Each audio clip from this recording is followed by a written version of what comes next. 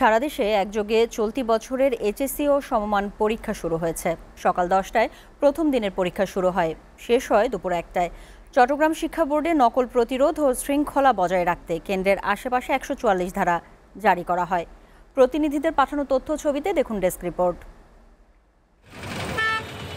পরীক্ষা কেন্দ্রে বাড়তি সতর্কতা জারি করেছে চট্টগ্রাম শিক্ষা বোর্ড। বোর্ডের অধীনে 5 জেলায় মোট 115টি পরীক্ষা কেন্দ্রে 1,02,975 জন পরীক্ষার্থী অংশ নিয়েছে। পরীক্ষার্থীদের মাস্ক পরা বাধ্যতামূলক করা হয়েছে। নকল প্রতিরোধ ও শৃঙ্খলা বজায় রাখতে কেন্দ্রের আশেপাশে 144 ধারা জারি করা হয়েছে। রাজশাহী শিক্ষা বোর্ডে প্রথম দিনের পরীক্ষায় 1,867 জন শিক্ষার্থী অনুপস্থিত ছিলেন। আর অসৎ উপায় অবলম্বনের অভিযোগে বগুড়ায় এক পরীক্ষার্থীকে বহিষ্কার করা হয়েছে। বরিশাল শিক্ষা বোর্ডের অধীনে 349টি কলেজ থেকে 61,025 জন অংশ নিয়েছে। 144টি কেন্দ্রে পরীক্ষা অনুষ্ঠিত হয়েছে।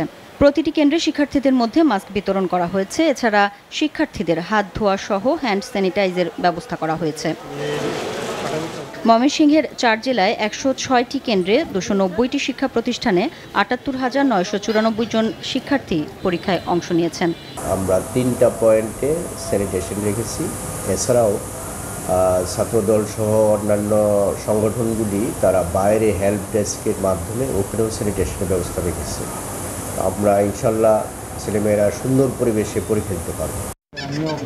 সিলেট শিক্ষা বোর্ডের অধীনে 69,683 জন পরীক্ষার্থী অংশ নিয়েছে। পরীক্ষা কেন্দ্রের আশেপাশে কঠোর নিরাপত্তা নিশ্চিত করতে গণবিজ্ঞপ্তি জারি করা হয়েছে। যশোর শিক্ষা বোর্ড থেকে জানানো হয়েছে 240টি কেন্দ্রে পরীক্ষায় অংশ নেওয়া পরীক্ষার্থীর মধ্যে ছাত্র 57,854 ও ছাত্রী 58,472 জন। দিনাজপুরের শিক্ষা বোর্ড থেকে পরীক্ষায় অংশ নিচ্ছে 1,768 জন শিক্ষার্থী।